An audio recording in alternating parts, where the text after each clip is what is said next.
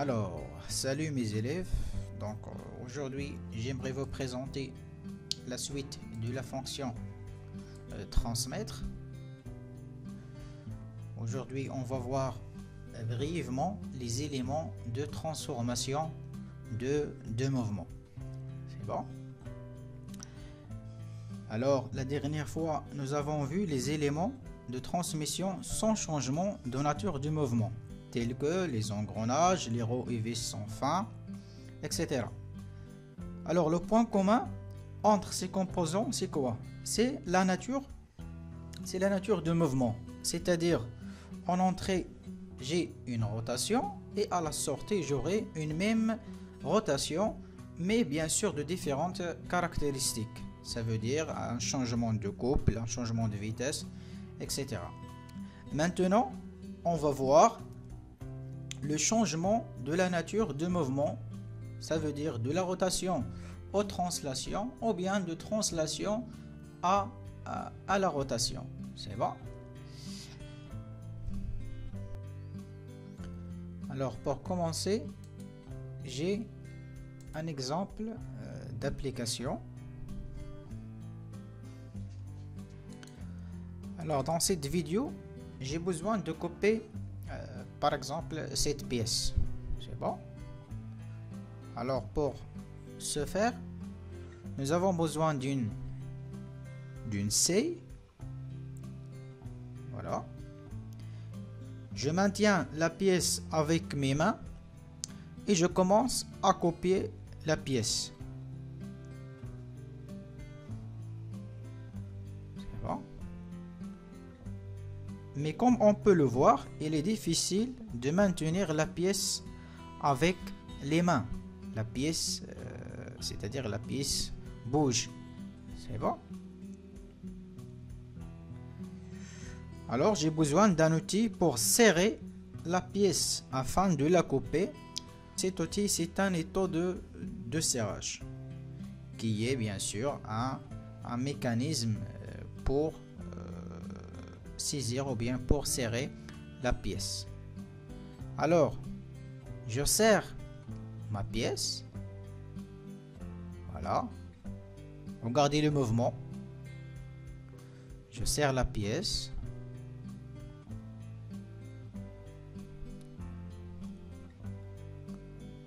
La pièce ne bouge plus.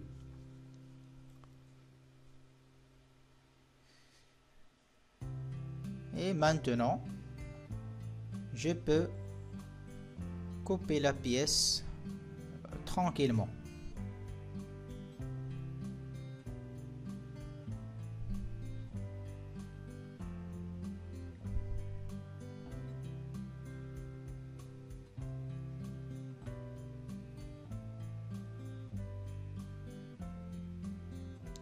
Et finalement, j'arrive à couper ma pièce.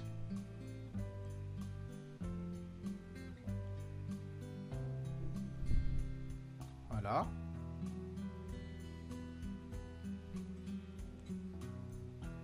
Voyons le mouvement de l'étau. On remarque que je mets, regardez, voilà, donc je mets le levier en rotation. C'est bon. Et cette partie là, la partie bien le mort mobile, fait le mouvement de translation. Alors je constate que j'ai une transformation de mouvement de la rotation aux translations.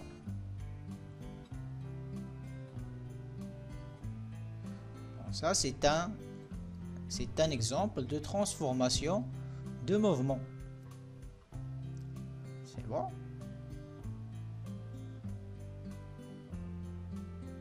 Alors, dans cette partie du cours, on va voir les autres éléments les plus utilisés pour faire la transformation de mouvement. Alors, La transformation de mouvement est une fonction mécanique complexe qui consiste à transmettre un mouvement d'une pièce à une autre tout en modifiant sa nature. Le type de mouvement change, soit d'un mouvement de rotation à un mouvement de translation ou inversement. Ça veut dire, si je parle d'une transformation de mouvement, c'est-à-dire je modifie la nature de mouvement, de rotation aux translation ou bien de translation aux rotations. C'est bon? Alors, transformer l'énergie mécanique. Bien sûr, on va essayer de voir quelques éléments pour la transformation de l'énergie mécanique, c'est-à-dire les mécanismes les plus utilisés. Le premier mécanisme, c'est ce qu'on appelle un système vis et écrou. Donc, le système vis et écrou permet de transformer un mouvement de rotation en un mouvement de translation en combinant les mouvements d'une vis et d'un écrou. Alors, le système vis-écrou est composé de deux éléments, c'est la vis et un écrou. Bon. Il existe deux types de systèmes, vis et écrou. Dans certains systèmes, c'est la vis qui joue le rôle d'organe moteur. Dans ce cas, le mouvement de rotation de la vis se transforme en mouvement de translation pour l'écrou. Donc, parfois, parce que il existe deux types. Je peux mettre l'écrou en translation ou bien je peux mettre la vis en translation. Mais toujours l'origine, l'entrée, toujours c'est une rotation. C'est bon, toujours l'entrée, c'est une rotation. Mais il y a deux types. Le premier type, c'est quoi? C'est la vis qui joue le rôle d'organe moteur, c'est-à-dire on met la vis en rotation. Regardez dans cet exemple. Donc je mets la vis en bleu en rotation et j'aurai la translation de l'écrou. C'est bon. Donc il y a ici une rainure qui permet de bloquer l'écrou en rotation. Donc l'écrou est là, c'est-à-dire a une possibilité de faire juste le mouvement de translation. C'est bon, ça c'est le premier type. Deuxième type, dans notre système, c'est plutôt l'écrou qui constitue l'organe moteur. Dans ce cas, le mouvement de rotation de l'écrou se transforme en mouvement de translation pour la vis. Pour l'autre type, bien deuxième type, qu'est-ce qu'on fait? On met en rotation quoi? On met en rotation l'écrou. La rotation de l'écrou permet la translation de la vis. C'est bon. Regardez ici, par exemple, je réalise une rainure ici. Pourquoi? Pour bloquer, bien sûr, il y a un élément de blocage, pour bloquer la vis en rotation. Alors, le seul mouvement qui reste, c'est la translation. Alors, pour cet exemple, j'ai la rotation de l'écrou permet la translation de vis. Dans l'exemple précédent, j'ai la rotation de la vis permet la translation de l'écrou. C'est bon? Alors, pour mieux comprendre, nous prendrons des exemples. Donc, le premier exemple, c'est un tube de colle. Donc, comme vous savez, le tube de colle, c'est on met quoi concernant le mouvement. Donc, je mets en rotation, ici c'est la vis. Okay. Donc, je mets en rotation la vis et j'aurai la translation de l'écrou. Donc ça c'est l'écrou. Et par conséquent, j'aurai la sortie du tube de colle. C'est bon. Alors ici, j'ai la rotation de vis permet la translation de l'écrou. C'est bon. Alors, deuxième exemple, c'est les taux de serrage qu'on a vu dans l'introduction, dans la vidéo. Alors, les taux de serrage permet de serrer des pièces. Alors, j'ai une partie qui est fixe et une partie mobile. La partie mobile est liée à la vis. C'est bon. C'est-à-dire, si je mets en rotation le levier, j'aurai la translation de la vis. Pourquoi? Parce que ici il y a un écrou et elle est fixe, il ne bouge pas. Alors si je fixe l'écrou et je mets en rotation la vis, j'aurai en même temps la translation de cette vis. C'est bon. Alors rotation, le levier me donne la translation de cette partie mobile. Alors maintenant on va voir les caractéristiques d'un mécanisme vis-écrou. Alors comme vous savez, l'entrée d'un système vis-écrou, c'est une rotation caractérisée par un couple mécanique et une vitesse angulaire, et la sortie, c'est une translation caractérisée par une force et une vitesse de déplacement. C'est bon. Avec la vitesse égale à quoi? Égale à P fois N. C'est bon. P fois N. P c'est le pas. C'est bon. P c'est le pas de la vis. Donc ça c'est le pas. Donc le pas correspond à quoi? Correspond à la distance mesurée entre deux pins homologues, ou bien entre deux têtes homologues de deux filets consécutifs. C'est bon. Alors ça c'est le pas. Alors V est égal à P fois N. N est égal à quoi? C'est la fréquence de rotation, c'est en tours par seconde. N égale à oméga sur 2P.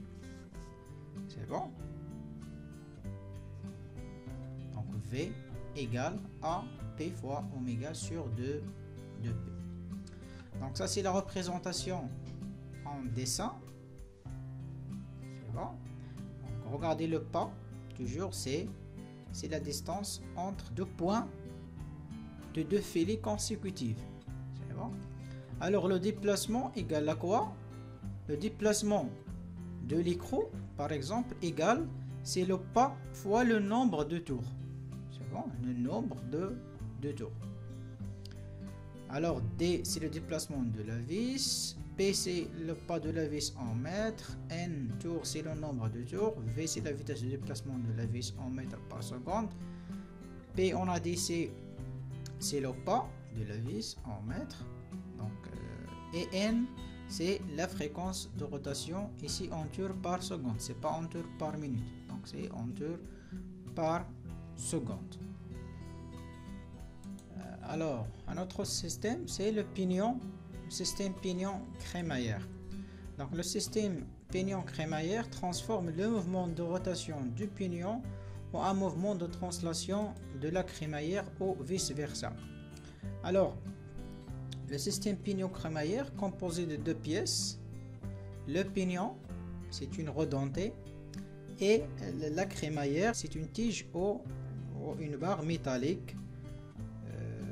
C'est bon, donc garni de crans ou bien des dents. Donc il y a des dents ou bien des crans.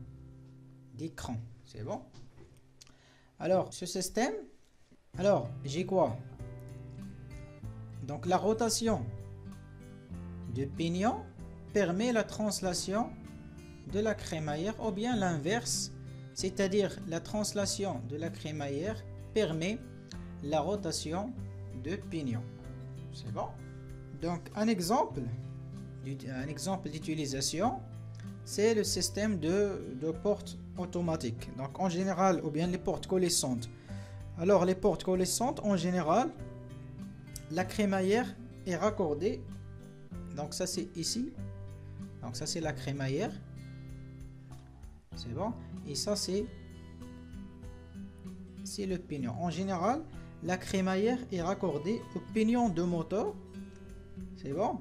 Et fixe sur toute la longueur de porte. Donc la crémaillère est fixée sur toute la longueur de porte. Alors si la crémaillère se déplace, là les portes se déplacent aussi. C'est bon. Bien. L'autre exemple, c'est un cric à crémaillère. Donc le cric à crémaillère, c'est un mécanisme de levage. Il est muni d'une manivelle qu'il faut tourner pour soulever une charge. C'est bon, c'est un mécanisme de levage, c'est pour soulever des charges. Deuxième type, c'est la direction de voiture ou bien de véhicule, système de direction. La crémaillère ici, la crémaillère de direction a pour fonction de transmettre aux roues, bien sûr aux roues avant d'un véhicule automobile, le mouvement imprimé par le conducteur via le volant et la colonne de direction. Bien, si le volant tourne à gauche, les roues aussi tournent à gauche et inversement. Grâce à quoi? Grâce au système pignon crémaillère. C'est bon? Les caractéristiques, donc ça c'est la représentation normalisée en dessin.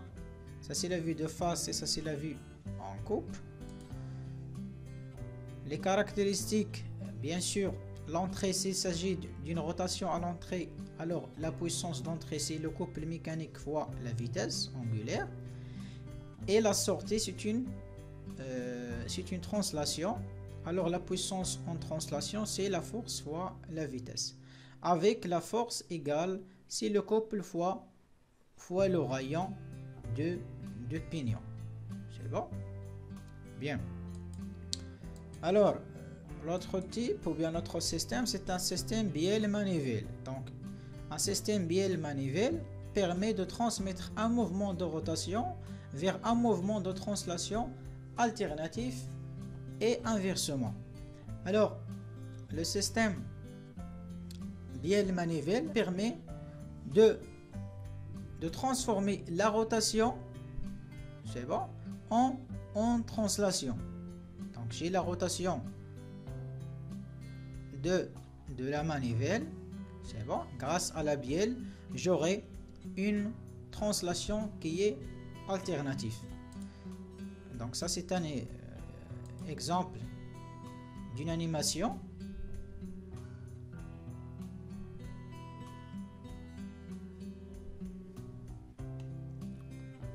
Voilà, donc la rotation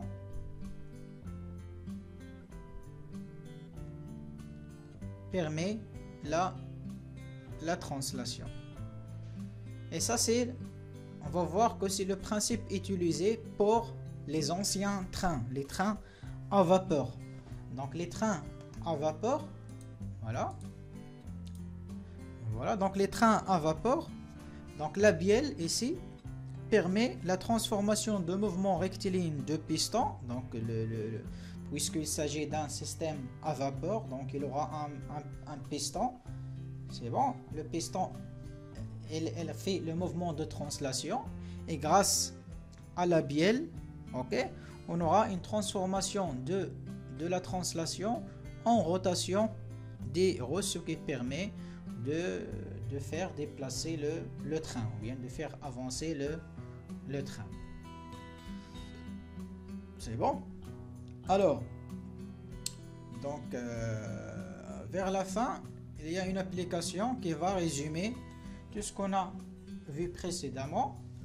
Alors, il s'agit d'un moteur, donc ça c'est le moteur, un moteur électrique de puissance de 750 watts et une vitesse de 1500 tours par minute. Donc ici c'est l'entrée, là là il y a l'entrée. C'est bon. Donc on traîne une vis sans fin de 4 filets. Cette vis sans fin transmet le mouvement à la roue de 1. Donc ça c'est la roue de 1. C'est bon. Avec avec la roue de 1 à un nombre de dents de 80 dents. C'est bon. Et le rendement de ce système, c'est-à-dire vis et roue sans fin, c'est 0, roue et vis sans fin, c'est 0,6. Le mouvement de rotation est ensuite transformé par un système polycourroie. Donc il y a un système polycourroie ici. Il y a deux poulies, la poulie 2,2 et la poulie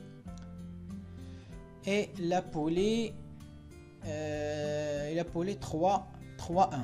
C'est bon, et la poulie 3,1.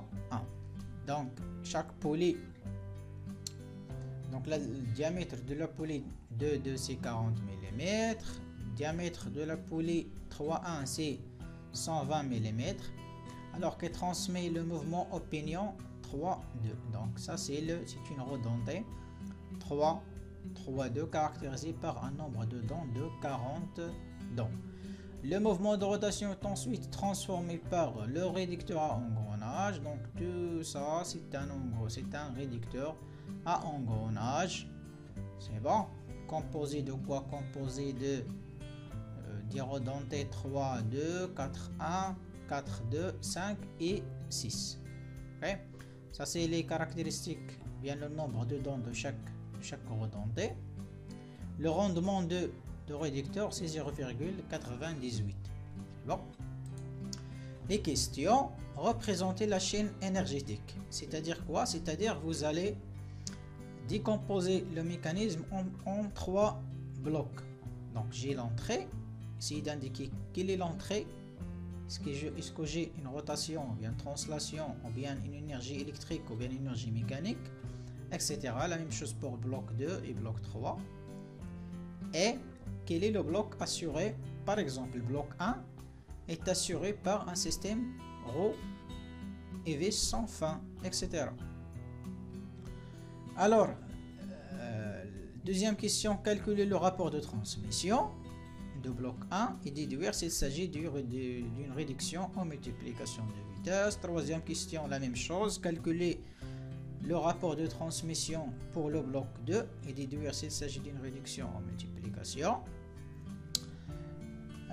Troisième question, calculer le rapport de transmission R3 pour le bloc 3 et déduire s'il s'agit d'une réduction en multiplication. Déterminer la question 4, déterminer le rapport de transmission total. C'est bon.